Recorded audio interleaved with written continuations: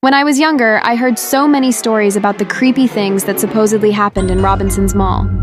At first, I thought they were just another version of the jeepney urban legend. You know, the one where an old, rusty jeepney takes you for a ride through the city.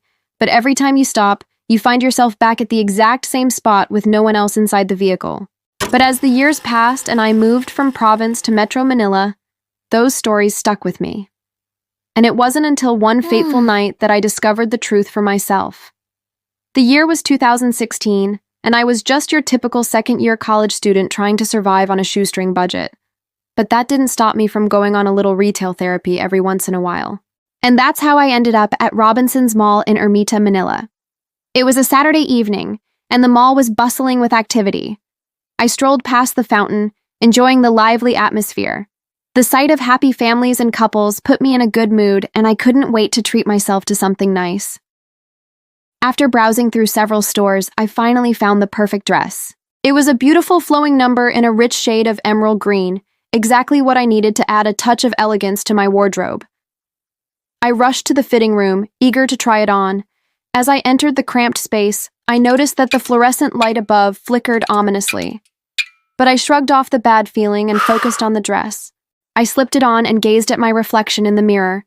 It looked stunning. Just then, a loud scrape echoed through the room.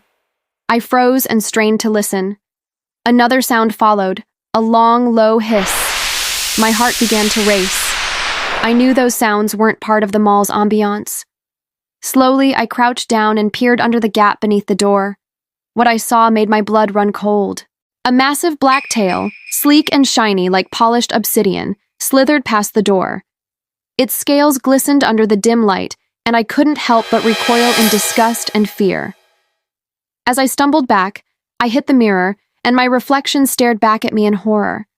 But behind me, the wall beside the mirror cracked open, revealing a dark, gaping hole. From the shadows, something emerged. It moved with an eerie grace, its upper body humanoid, but its lower half was undeniably reptilian. Its golden eyes glittered with an otherworldly glow, and its mouth opened in a cruel grin, revealing rows of razor-sharp fangs. In a voice that was both smooth and menacing, it spoke, "Pretty girl, you came to me." Terror gripped me. I screamed and ran out of the fitting room, desperate to escape the horrifying creature that lurked within. As I turned the corner, I saw that the mall had become a scene from a nightmare. All the shutters were closed, the escalators had stopped moving, and the lights flickered ominously overhead.